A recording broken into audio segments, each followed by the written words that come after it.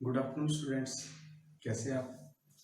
हमारा 11th class का first chapter complete हो चुका है और अब हम नेक्स्ट चैप्टर करने जा रहे हैं। ठीक है, देखिए 11th क्लास की अकाउंटेंसी का हमारे पास जो सेकंड चैप्टर है वो है बेसिक टर्म्स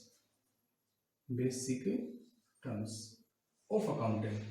इसका मतलब क्या समझिए आप ये समझ लीजिए कि अगर हमें अकाउंटेंसी अच्छे से समझनी है तो बहुत सारे वर्ड ऐसे होते हैं जो हम बार बार यूज करेंगे। आप 10th क्लास 11th में आए हैं तो हो सकता है आपको उनके बारे में नॉलेज ना हो, तो इसीलिए ये चैप्टर बनाया गया है ताकि आपको कोई भी चीजें समझने के लिए प्रॉब्लम ना आए बाद में। तो ये बेसिक वर्ड्स कुछ आपको क्लियर होने चाहिए हर लेवल पे। ठीक है, तो इनको एक एक को ध्यान से समझना है। इसका मतलब है कि आज की क्लास बहुत इंपॉर्टेंट है, बहुत जरूरी है। आपने पूरी क्लास देखनी है कंप्लीट, ठीक है, तभी कुछ समझ पाओगे, क्योंकि आज मैं बहुत कुछ बताने वाला हूँ। ठीक है, लाजवाब। देखिए हम स्टार्ट करते हैं। फर्स्ट पॉइंट हमारा बार बार आपने देखा होगा, बिजनेस से स्टार्ट कर लेते हैं। एक वर्ड है बिजनेस। क्या पॉइंट है? बिजनेस। भाई सबसे पहले आपको ये बताना चाहिए बिजनेस क्या होता है। बिजनेस का मतलब सेल और परचेज ही नहीं होता अकेला। बिजनेस का मतलब होता है कि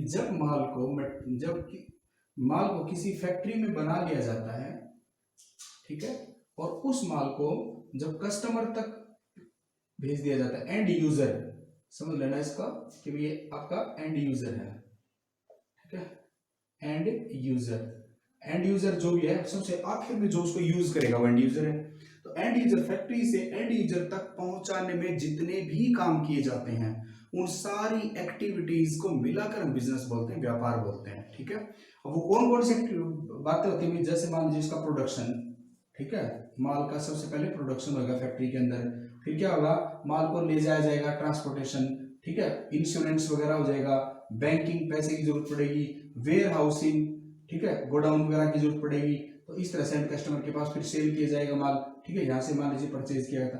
तो इस तरह से सारे जो काम है सब कामों को मिलाकर हम क्या बोलेंगे कि आपका बिजनेस है, ये व्यापार है ये। ठीक है, तो ये कुछ वर्ड्स, ये भी वर्ड्स मैंने बोला ना, वर्ड समझेंगे, ये भी आ गए, लेकिन ये जब आएंगे प्रॉपर तरीके से भी सुनूंगा। अभी तो आप ये समझ लीजिए कि जब मटेरियल को एक फैक्ट्री से, उत्पादन के स्थान से बिल्कुल एंड कस्टमर तक पहुंचाया जाता है तो उसकी सारी एक्टिविटीज को बिजनेस बोलते हैं। ठीक है, first point clear. Next point, अब एक पॉइंट और हमारे पास बार बार आएगा कि कैपिटल क्या है। ठीक है, कैपिटल, बिजनेस है तो मालिक है, तो पहले ओनर ले लेते हैं। बिजनेस है तो मालिक है। ओनर का मतलब क्या होता है? बिजनेस में जो आदमी पैसे लगाता है वही तो मालिक होता है। इसको हम एंटरप्रेन्योर भी बोलते हैं। क्या बोलते हैं? एंटरप्रेन्योर। इसको हम एंटरप्रेन्योर भी बोलते हैं। ठीक है, तो ये हमारे पास एक मालिक हो गया। तो ये क्या करेगा? पैसे लगाएगा, तो इसका मतलब है कैपिटल। अगला पॉइंट हो जाएगा कैपिटल। ठीक है, कैपिटल।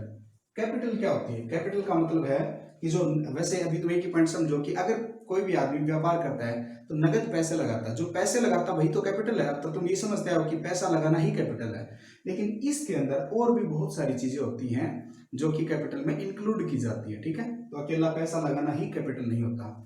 ठीक है, तो जो कैपिटल, जो हमने पैसा हमारे पास में है, साथ में एसेट्स, मशीनरी, परचेज, बहुत सारी चीजें होती हैं, ठीक है, जिनको मिला के सब चीजों को हम कैपिटल बोलते हैं। ठीक है, समझिए, तो ये जब पॉइंट आएगा तब समझेंगे। अभी तो वर्ड्स मीनिंग बताया। सबसे पहले मैंने आपको बताया बिजनेस क्या होता है। सेकंड पॉइंट मैंने आपको बताया ओनर क्या है, एंटरप्रेन्योर क्या है, एक ही बात है। कैपिटल क्या है, ये छोटे छोटे पॉइंट्स थे। अब सबसे इंपॉर्टेंट पॉइंट होने जा रहा है, क्योंकि हर बार एक ही वर्ड यूज किया करेंगे कि एसेट्स क्या है, लायबिलिटी क्या है। मैं कुछ भी पॉइंट बोलूंगा ये एसेट्स है, कुछ भी पॉइंट्स बोलूंगा ये लायबिलिटी है। तो इसका मतलब है उन चीजों को समझने से पहले आपको एसेट्स और लायबिलिटी को समझना पड़ेगा। ठीक है, चलिए स्टार्ट करते हैं। अब ये बेसिक पॉइंट्स थे, अभी स्टार्ट करते हैं एसेट्स। दो पॉइंट मैंने आपको इंपॉर्टेंट बताए, एक पॉइंट मैंने बताया आपको एसेट्स, दोनों को साथ साथ समझते हैं। ठीक है, और एक पॉइंट मैंने आपको बताया लायबिलिटी। लायबिलिटी, ठीक है, तो लायबिलिटीज लिख लो इसको भी। एसेट्स, लायबिलिटीज का मतलब होता है देन, लायबिलिटी का मतलब होता है दायित्व। दायित्व का मतलब होता है, एक तरह से तुम ये समझो कि जो पैसा हमने बाहर के लोगों को या किसी को भी, बिजनेस को किसी को भी पे करना होगा, ठीक है, जो बिजनेस में पैसे मांगता है वो सारी की सारी लायबिलिटीज हैं। इसका मतलब कौन पैसे मांगता है? या तो बिजनेस से बाहर के लोग हो सकते हैं और या बिजनेस के अंदर के लोग हो सकते हैं। तो दो तरह के लोग होते हैं। इसका मतलब है कि ये लायबिलिटी अगर देखा जाए तो दो तरह की होती है। पहले एक होती है इंटरनल लायबिलिटी और एक होती है एक्सटर्नल लायबिलिटी।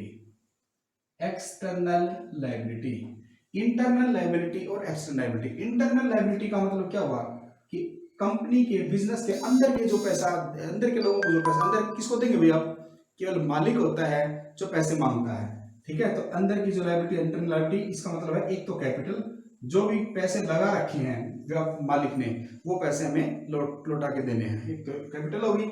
और एक इस कैपिटल से जो भी तुमने प्रॉफिट कमाया, प्रॉफिट और रिजर्व समझ लीजिए,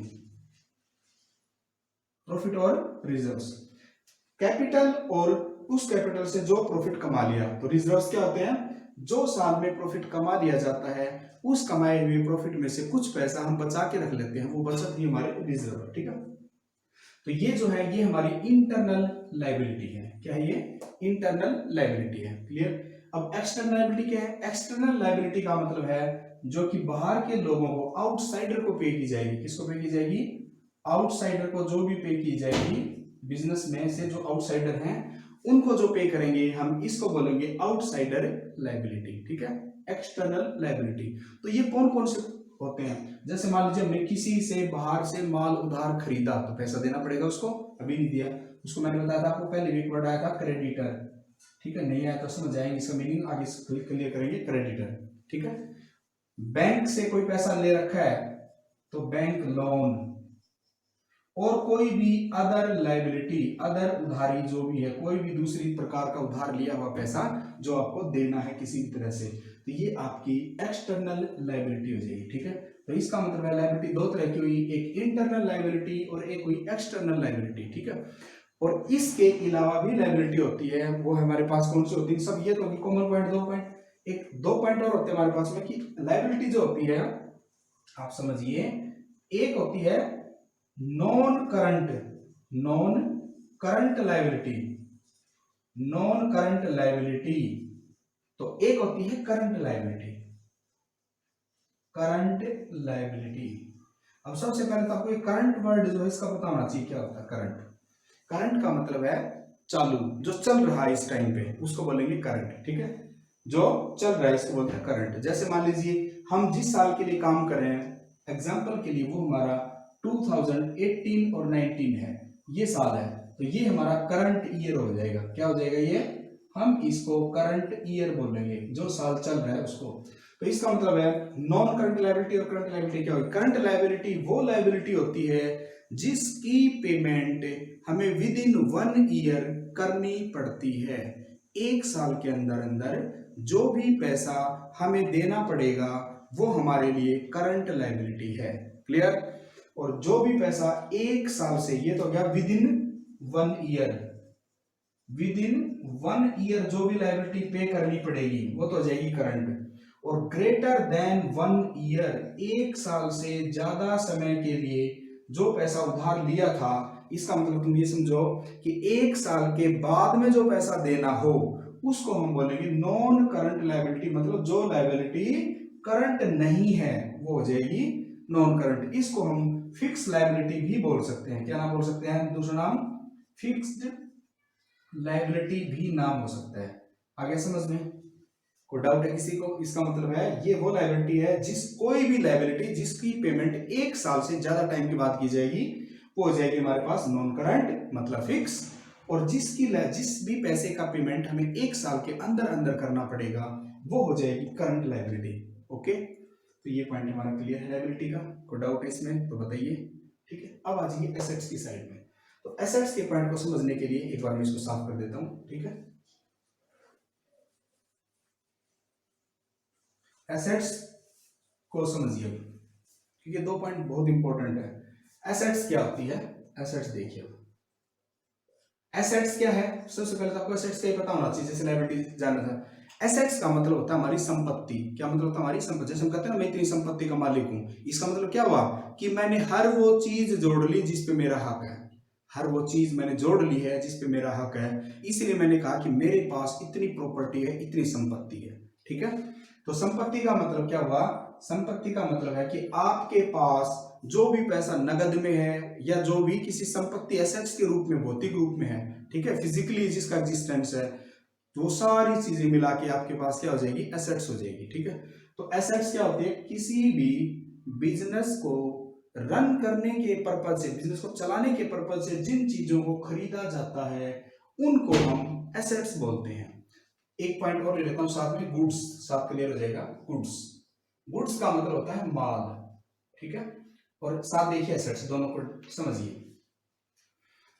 किसी भी बिजनेस को रन करने के लिए, मतलब चलाने के लिए जिस चीजों को खरीदा जाए वो चीज क्या होगी, एसेट्स होगी। इसका मतलब है इन एसेट्स उनको बोलते हैं जिनको हम बेचने के लिए नहीं खरीदते। तो इसका मतलब है जिनको बेचने के लिए खरीदते हैं उसको गुड्स कहेंगे। पॉइंट क्लियर हुआ?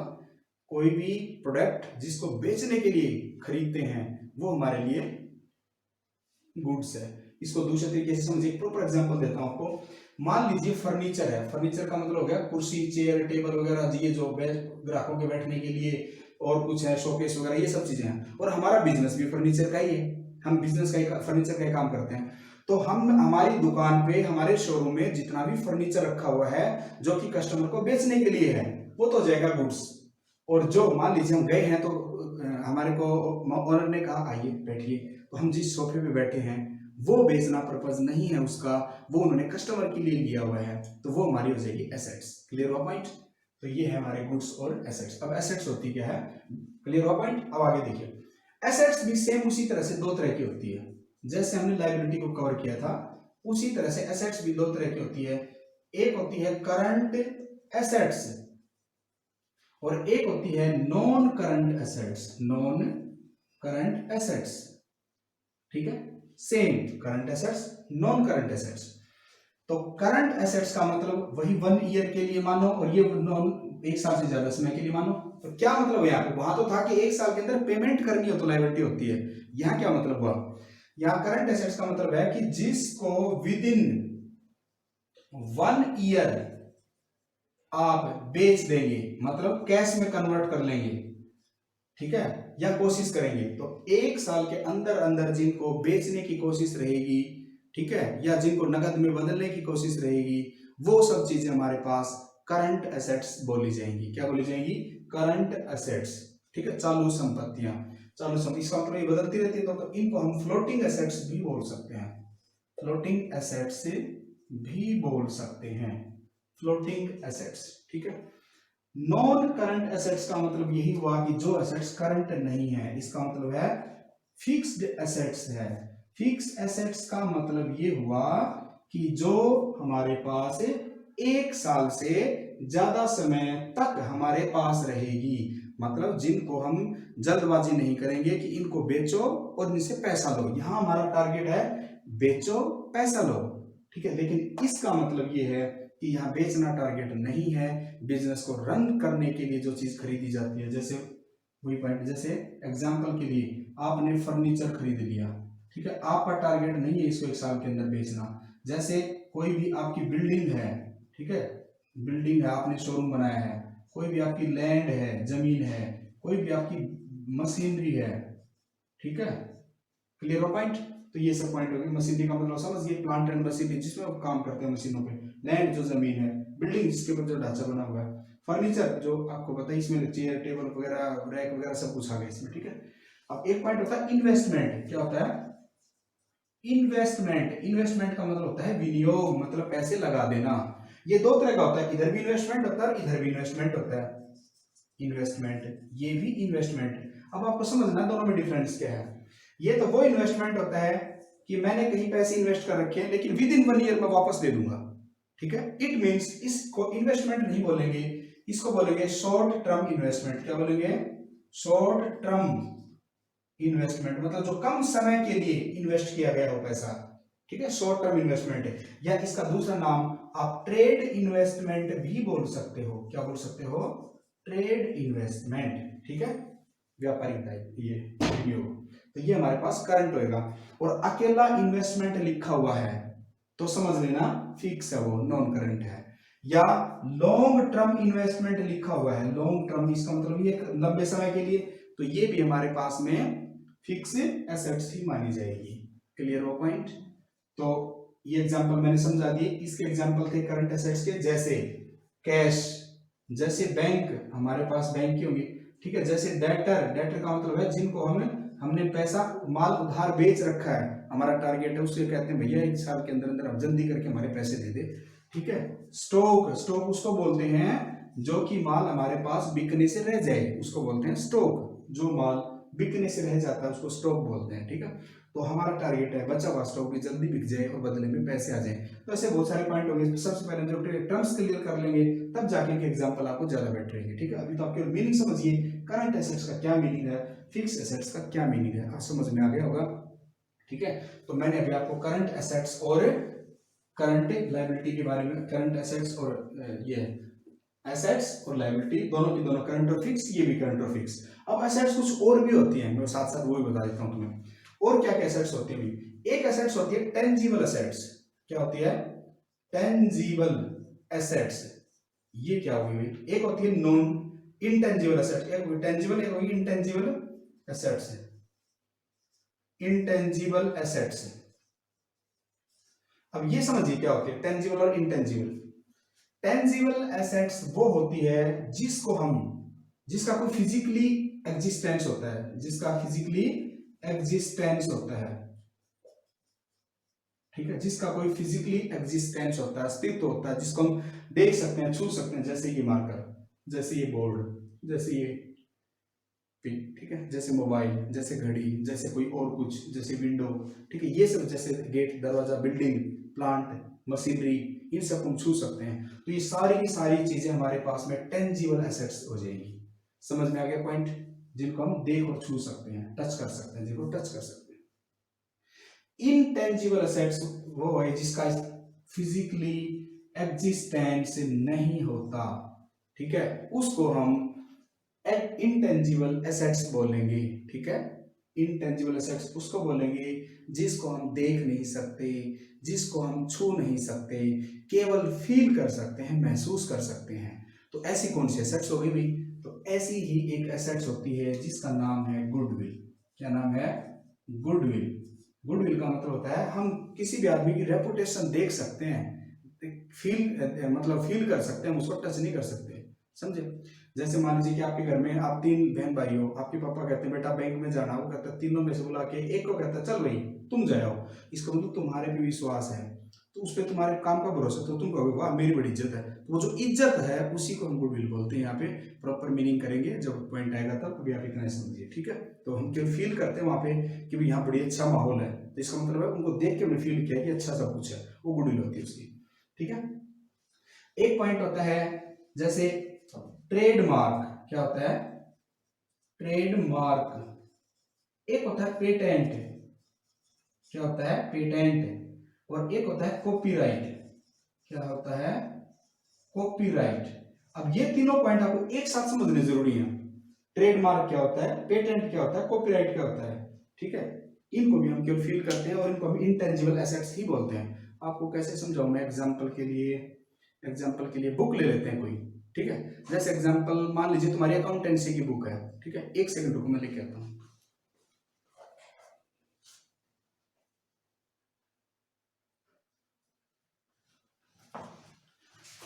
मान लीजिए आपकी ये बुक है, ठीक है।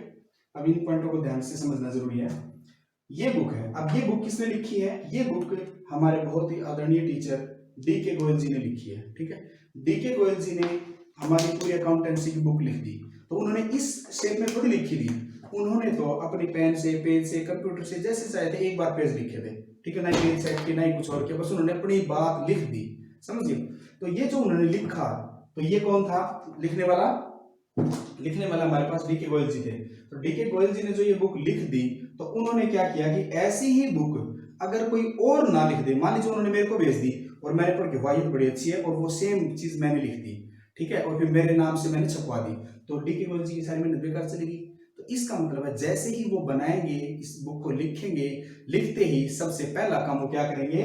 इसको पेटेंट करवा लेंगे। क्या करवा लेंगे? पेटेंट करवा लेंगे। मतलब इसको पेटेंट करने का मतलब कि ऐसी चीज अब दोबारा कोई नहीं लिखेगा गोयल साहब के अलावा। समझ में आ गया पेटेंट का मतलब? तो इसको सरकार से रजिस्टर्ड करवा लिया, ठीक है। जैसे हम कहते हैं ना कि एग्जाम्पल के लिए कोई भी लगा लो, जैसे कोई मूवी बनाई थी अभी, जैसे बाहुबली मूवी बनाते हो, सेम वैसी मूवी दूसरा तो कोई बना सकता अब? तो अगर नहीं, सेम नहीं बना पाएगा, उसको बदलाव करना पड़ेगा। जैसे कोई गाना बड़ा अच्छा बना, उस गाने को दूसरा थोड़ी यूज कर लेगा। तो इस तरह से अपनी चीजों को पेटेंट करवा लेते हैं, अधिकार ले लेते हैं कि बस मेरा अधिकार है, मैं जो कहूँ वो होगा इसमें, ठीक है। तो पेटेंट हो, तो गोयल साहब ने पेटेंट करवा लिया। पेटेंट करवाने के बाद गोयल साहब ने क्या किया, ये आर्य पब्लिकेशन लिखा हुआ है इसके ऊपर, ठीक है। आर्य पब्लिकेशन का मतलब जो प्रिंटिंग प्रेस वगैरह जो चलाते हैं, जो जिनका अपना बिजनेस है, वो लोग गोयल साहब से कांटेक्ट किया और उन्होंने ये कहा कि आपकी जो बुक है, इस बुक को हम छाप देते हैं, ऐसे जैसे बना रखी, ठीक है। तो इस तरह से उन्होंने कहा हम छाप देते हैं, हम मार्केटिंग करेंगे, हम बेचेंगे इसको। तो इस तरह से जो और गोयल साहब ने कहा ठीक है आप छाप दीजिए। तो उन्होंने इसको कॉपी करने का राइट दे दिया। इसकी कॉपी करना मतलब ऐसे ही आप बहुत सारी चीजें बना सकते हो, तो कॉपी करने का राइट दे दिया, ये हो जाएगा कॉपीराइट। क्लियर हुआ? तो कॉपीराइट, पेटेंट तो है डीके गोयल जी के पास, ठीक है। और ये जो कॉपीराइट है ये है आर्य पब्लिकेशन के पास। अब ट्रेडमार्क क्या है? अब आर्य पब्लिकेशन ने अपनी अलग पहचान के लिए एपीसी लिखता है यहाँ पे, एपीसी, ठीक है। तो ये जो एपीसी है ये क्या है? इसका ट्रेडमार्क है, ठीक है। समझ में होगा पॉइंट? ट्रेडमार्क तो आप और भी बहुत से एग्जांपल ले सकते हो। जैसे एग्जांपल के लिए आपने पेप्सी का नाम देखा होगा पहले कभी, अब तो नहीं चलती ज्यादा, पी भी हो कभी। तो पेप्सी के ऊपर लिखा होता है, गोला सा होता है ऐसे, ठीक है, और ऐसे करके निशान होता है बोतल के ऊपर, तो ये उसका ट्रेडमार्क एक तरह से, ठीक है। और ले लीजिए जैसे उषा देखा होगा, उषा फैन, उषा कंपनी, तो उसके ऊपर उषा की क्या पहचान है? उसमें लिखा होता है यूएसए, ऐसे करके उसे लिखा होता है एचए, ऐसे करके, है ना, अलग अलग यू लिखा होता है, उषा ये पहचान है। जैसे मान लीजिए मर्सिडीज की ले लीजिए, मर्सिडीज क्या बेंज आपने देखा होगा, इस तरह से करके एक निशान होता है, लोगो बोलते हो जिसको तुम, ठीक है। तो यही इसका एक तरह से ट्रेडमार्क है, इसका व्यापारिक चिन्ह है। व्यापारिक चिन्ह का मतलब जो उसके व्यापार को अलग से पहचान दिलाता है, ठीक है। तो इसको हम व्यापारिक चिन्ह बोलते हैं। क्लियर हो पॉइंट तीनों? तो ये है हमारे पास, क्लियर हो गई आपकी सेट्स, आपकी टेंजिबल एसेट्स भी क्लियर हो गई और इनटेंजिबल एसेट्स भी क्लियर हो गई, साथ में ट्रेडमार्क, पेटेंट, कॉपीराइट, गुडविल ये भी क्लियर हो गया, ठीक है। अब एक पॉइंट और बचता है, इसमें एक पॉइंट हमारे पास में फिक्टिशियस एसेट्स, फिक्टिशियस एसेट्स, ठीक है। अब ये क्या पॉइंट है? फिक्टिशियस एसेट्स क्या है? फिक्टिशियस एसेट्स को तुम फालतू एसेट्स बोल सकते हो।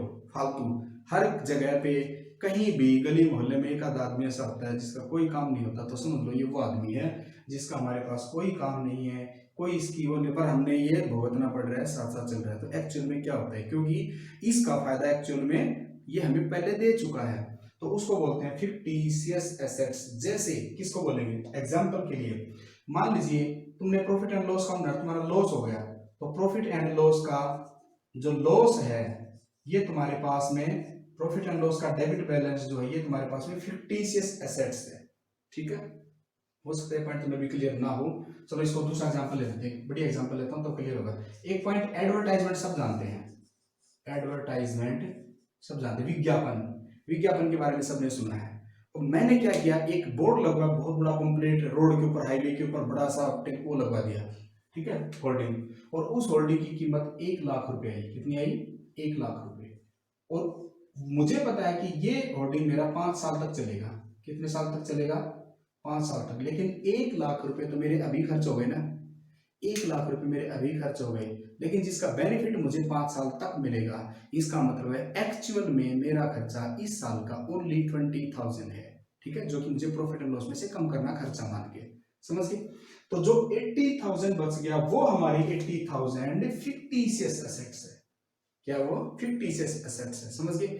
इस तरह से नाम का ही है वो, क्योंकि उसका खर्चा तो हम कर चुके, ना इसका कोई एग्जिस्टेंस है ना ही कुछ और है, बस ये कि हमारे मन में ये है कि भाई इसमें से हमने हर साल धीरे धीरे प्रॉफिट में से कम करते रहना है और इसको धीरे धीरे खत्म कर देना है, ठीक है। ये जब प्रैक्टिकली जब आएगा तभी समझ पाओगे और इसी ज्यादा कवर नहीं कर पाओगे, ठीक है। तो ये पॉइंट था भाई आपका। तो आज के लिए इतना ही काफी है। एक बार गुड्स को होता है तो मैं थोड़ा सा, गुड्स का मतलब होता है माल, माल का मतलब होता है कोई भी व्यापारी जिस प्रोडक्ट में डील करता है वो डीलिंग प्रोडक्ट ही उसके लिए माल है।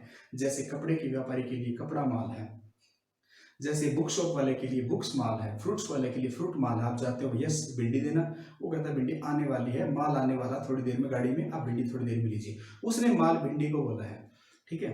आप थोड़ी देर में आप बुक शॉप पे चले गए, आपने कहा मुझे अकाउंटेंसी बुक दे दो, उसने कहा माल अभी गोडाउन में आ रहा है, उसने बुक्स को माल बोला है, ठीक है। इसी तरह से आप कपड़े की शॉप पे चले गए, आपने कहा आपने आपने जीन्स ले ली, आपने टी शर्ट ले ली, फिर आप कहते हो भैया कैप कर दो, उन्होंने कहा कैप जो है वो माल आने वाला है, वहां पड़ी हुई है लोड के अंदर, तो इसका मतलब उसने कैप को माल बोला है। इसका सीधा सा मतलब ये हुआ कि माल वो प्रोडक्ट होता है, वो वस्तु होती है जिसके अंदर कोई भी व्यापारी डील करता है, वही माल होता है, ठीक है। और ये जो माल बेचने के लिए हम खरीदते हैं और जो बच जाता है माल हमारा, उसको हम स्टॉक बोलते हैं कि इतना माल बिना बिका रह गया हमारे पास में। क्लियर हो पॉइंट? तो ये पॉइंट था भाई। तो आज के लिए इतना ही काफी है, 20-25 मिनट की क्लास हो जाएगी तुम्हारी, और इसके बाद एक क्लास और चलेगी बेसिक टर्म्स की, क्योंकि बेसिक टर्म्स क्लियर करनी जरूरी है, चाहे इसके लिए मुझे एक क्लास और एक्स्ट्रा क्यों ना लेनी पड़े, ठीक है। तो समझ में आ गया होगा सबको। फिर भी कोई दिक्कत हो तो आप एक बार रिवाइज के लिए पूरी क्लास जरूर देखिए, और भैया ये वो करना मत भूला करो, ठीक है। Okay bye.